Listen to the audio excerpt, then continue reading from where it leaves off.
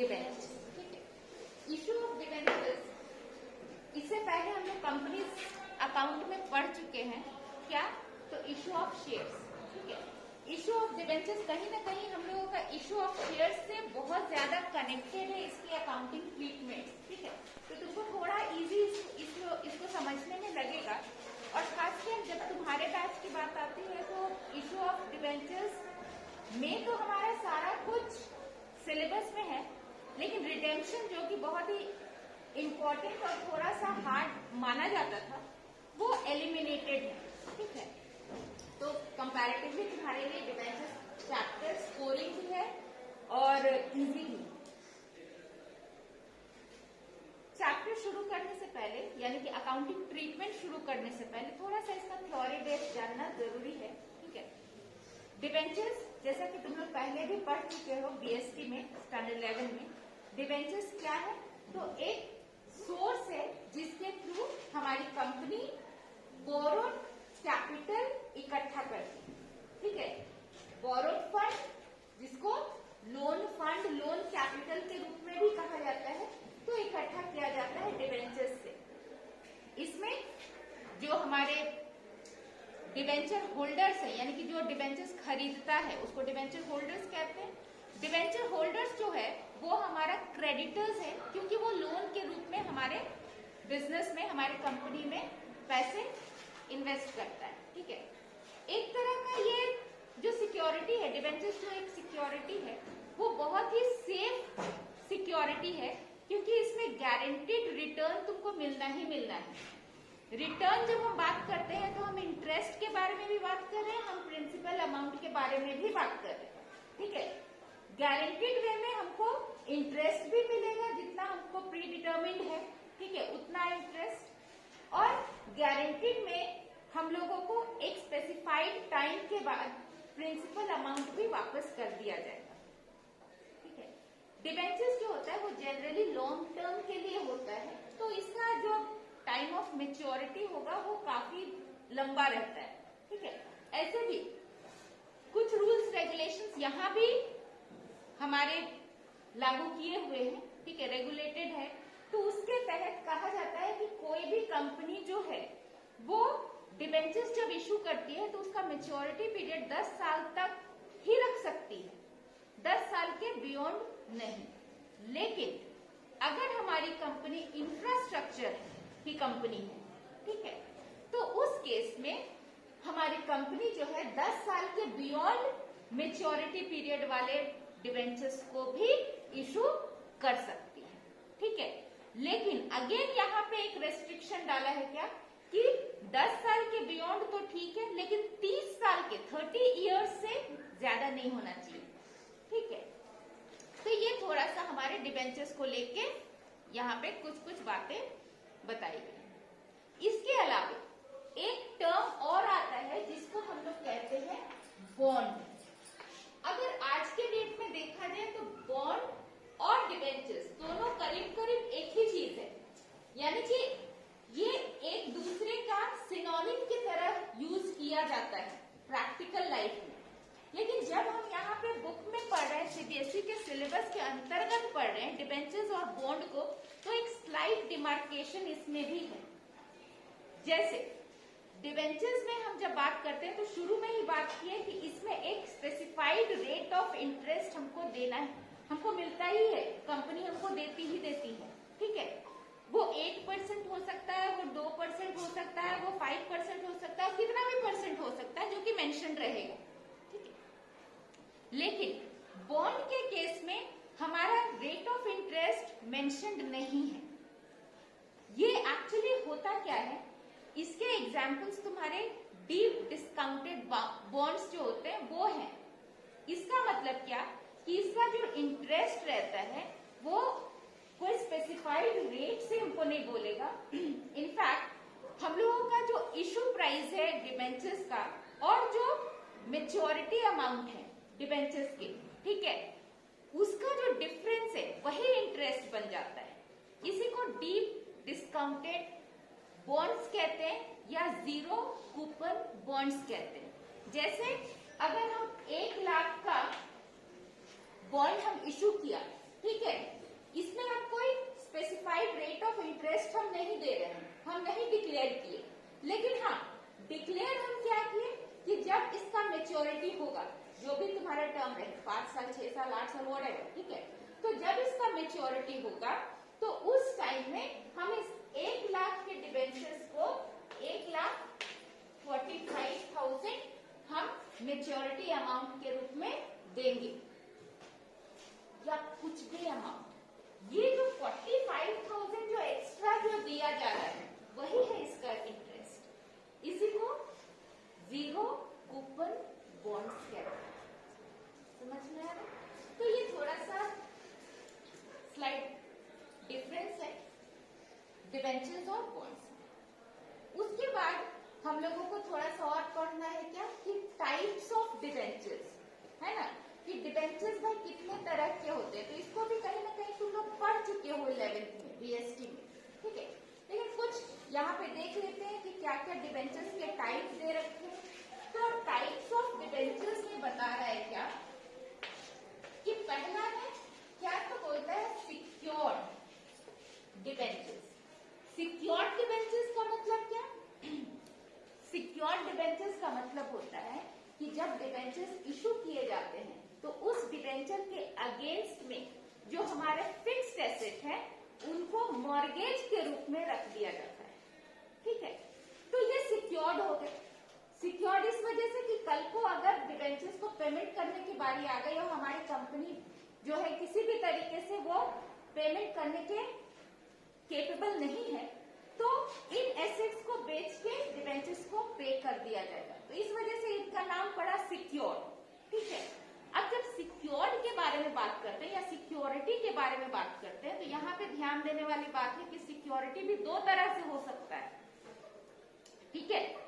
एक है क्या कि लिमिटेड सिक्योरिटी, ठीक है, या जिसका एक स्पेसिफिक टर्म कुछ यूज होगा। तो एक है हमारा फिक्स्ड चार्ज और दूसरा है फ्लोटिंग चार्ज, ठीक है। फिक्स्ड चार्ज का मतलब क्या है? फिक्स्ड चार्ज का मतलब होता है कि जो हमने डिबेंचर्स इशू करे हैं, ठीक है, उसके अगेंस्ट में हमने एक स्पेसिफाइड एसेट को मॉर्गेज करके रखा है, ठीक है, और वो एसेट जो है जो इसके अगेंस्ट में मॉर्गेज है वो कंपनी उस एसेट का डील कहीं और नहीं कर सकता है, ठीक है। वो पर्टिकुलरली इसी डिबेंचर्स के लिए रख दिया गया कि भाई जब इस डिबेंचर्स को पेमेंट करने की बारी आएगी तो फिर इसको बेचा जाएगा, ठीक है। ये हो गया फिक्स्ड चार्ज। और एक होता है फ्लोटिंग चार्ज। फ्लोटिंग चार्ज में क्या है कि कोई भी एसेट को फिक्स करके नहीं बोला जाता कि यही एसेट इस डिबेंचर्स के लिए मॉर्गेज किया हुआ है, बल्कि वहां पे जितने भी एसेट्स हैं वो सब मॉर्गेज के रूप में है, ठीक है। वो फ्लोटिंग इफेक्ट रहता है। फ्लोटिंग मतलब समझ लो ना, वो पानी के ऊपर जो छहला जाता है वही उसी को कहते हैं ना फ्लोट करना। तो यहाँ पे जो चार्ज है हमारा ना वो फ्लोट कर रहा है, वो पूरे सारे एसेट्स के ऊपर है, वो फ्लोट करता हुआ, ठीक है। तो यहाँ अब मान लो कि हमारी कंपनी का ऐसा सिचुएशन आ गया कि वो इनकेपेबल है अपने फाइनेंशियल कमिटमेंट्स को मीट करने में, तो वो क्या करेगा? तो ऑब्वियसली जब यहाँ डिबेंचर्स की पेमेंट की बारी आ जाएगी तो वो क्या करेगा? एसेट्स बेचेगा, है ना। समझ में आ रहा है? अब समझो कि डिबेंचर्स भी जो है वो हमारे बहुत तरह के हैं। जो हमारी कंपनी है एक ही डिबेंचर थोड़ी इशू की है अपने लाइफ टाइम में। वो कोई 5% वाला डिबेंचर इशू करा होगा, कोई 8%, कोई 5%, कोई 2%, कोई 12%, व्हाटएवर, ठीक है ना। तो बहुत सारे तरह तरह के डिबेंचर्स उसने इशू कर रखे हैं। बहुत सारे डिबेंचर्स का जो होता है वो फिक्स्ड चार्ज वाला सिक्योरिटी रहता है, लेकिन कुछ का तो फ्लोटिंग चार्ज भी होगा ना। तो अब एसेट्स बिक रहा है तो अब हम किसको पहले देंगे? यहाँ भी हमारे डिबेंचर्स के टर्म्स एंड कंडीशंस में ये मेंशन रहता है कि at the time of such situation when the company is unable to meet its financial commitments, ठीक है, तो उस टाइम पे कौन से debentures will get a special privilege regarding repayment of their principal and interest amount, ठीक है। तो जिसका भी पहले रहेगा ऐसा मतलब कि जिसमें ये रेगुलेट पैसा उस डिबेंचर्स को मिलेगा और उसके बाद पैसे बचेंगे तो नेक्स्ट वाले को। इस तरह का केस होता है अगर ये इंसॉल्वेंसी का केस रहा तो। ठीक है, तो ये हो गया सिक्योर्ड डिबेंचर्स के बारे में। एक बात और याद रखना, अगर डिबेंचर्स के बारे में नहीं मेंशन है कि वो कौन से तरह का डिबेंचर्स है, तो इट इज ऑलवेज सिक्योर्ड। ठीक है, इंडिया में मैंडेटरी है कि जो डिबेंचर्स होंगे वो सिक्योर्ड ही होंगे। इंडिया में दूसरे डिबेंचर्स अलाउड नहीं है। ठीक है, क्लियर है? नेक्स्ट जो हमारे टाइप्स ऑफ डिबेंचर्स दिया हुआ है, अनसिक्योर्ड डिबेंचर्स। अनसिक्योर्ड डिबेंचर्स जैसा कि सिक्योर्ड समझ लिए तो अब इसको समझने में ज्यादा दिक्कत नहीं है। अनसिक्योर्ड का मतलब क्या कि वैसे डिबेंचर्स जिसमें कि कोई एसेट सिक्योरिटी के रूप में नहीं रखा गया। ठीक है, इंडिया में ये नहीं चलता है। हर एसेट, हर डिबेंचर जो इशू होता है उसमें सिक्योरिटी के रूप में रखना ही है किसी एसेट को। लेकिन अनसिक्योर्ड डिबेंचर्स भी एग्जिस्ट करते हैं, ऐसे भी हो सकते हैं। ठीक है, उसके बाद है रजिस्टर्ड डिबेंचर्स। रजिस्टर्ड डिबेंचर्स क्या है? रजिस्टर्ड डिबेंचर्स वैसे डिबेंचर्स को कहे जाते हैं जो कि जब इशू किया जाता है तो उसके होल्डर्स का एक रजिस्टर बनता है। डिबेंचर होल्डर्स का नाम और एड्रेस कंपनी अपने रजिस्टर में लिखती। ठीक है, उन डिबेंचर्स को रजिस्टर्ड डिबेंचर्स कहा जाता है। नाम और एड्रेस लिखने का मतलब ही हो गया कि at the time of maturity ये पेमेंट जो है उसी आदमी को देगा जिसका नाम लिखा हुआ है। ठीक है, यानी कि ये इजिली ट्रांसफरेबल डिबेंचर्स नहीं है। समझ में आया? इस केस में नॉमिनीज भी बनाए जाते हैं क्योंकि ये बेरर नहीं है। जिसके पास रहेगा वो पेमेंट रिसीव के लिए केपेबल नहीं होगा। ठीक है, जिसका नाम है उसी का होगा, इसलिए इस तरह के डिबेंचर्स में नॉमिनीज बनेंगे। ठीक है, इसके बाद आ जाएगा बेरर डिबेंचर्स। बेरर डिबेंचर्स क्या है?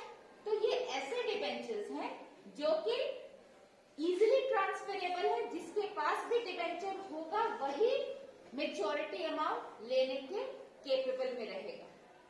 कुछ मेंशन नहीं है तो जो हमारा सिक्योरिटी है, डिबेंचर जो है वो हमेशा बेरर ही होता है, अगर कुछ मेंशन नहीं है तब।